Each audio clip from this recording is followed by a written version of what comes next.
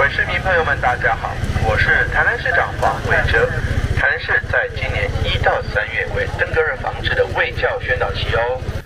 4月1日开始，民众若无主动清除积水容器，造成马桶滋生，一旦查获，将会以传染病防治法开罚3000到15000。为了扩大宣传以及展现防疫决心，南区区公所9日上午伫开南公园举办天狗日誓师大会，邀集下来37里400多位志工，做伙宣誓展现天狗日防治决心。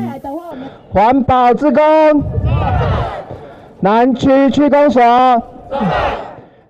今天的话是我们的环境清洁日，那我们透过环境清洁日把我们37个里的所有的志工加以动员，那希望透过这样子的一个宣示活动呢，能够加强民众对防疫的一个重要性跟观念。那1到3月是我们的宣导期哦，那只要4月1号开始，环保局出来查核，只要发现有决绝就会开始开罚哈。那所以我们也透过今天的一个活动哈，待会会后我们会利用我们各里的一个宣导车哈，来加强做一个宣导。那像去年在国际疫情那么严峻的状况下呢，我们台南市呢还能够创下无本土的佳绩。那甚至在我们南区这边呢，也没有任何境外移入的个案这样子，那就是有赖大家的辛苦辛劳这样。那期许呢，我们今年呢，各位呢还能够有那个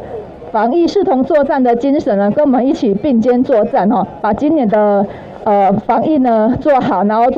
再创出一个好佳绩。除了顾请小蜜蜂进入大街小巷宣导天狗日防治，今夏请各里里长透过里内广播器大声讲，定多元方式来宣导。文南里长陈金泉以及南都里里长高青云，经以行动宣导车，邀请民众平常时应该主动巡视居家的环境，落实巡倒清刷。详细巡视后来我容器，将积水倒掉并彻底清除。区长肖秀华表示，天狗日防治根本方法在清除白眉网的助成员，政府机关力量有限，除了需要志义工的帮忙协助清除社区内积水容器以外，更需要邻里居民自主落实家户内外环境自清，借由大家共同努力，才会当远离天狗日威胁。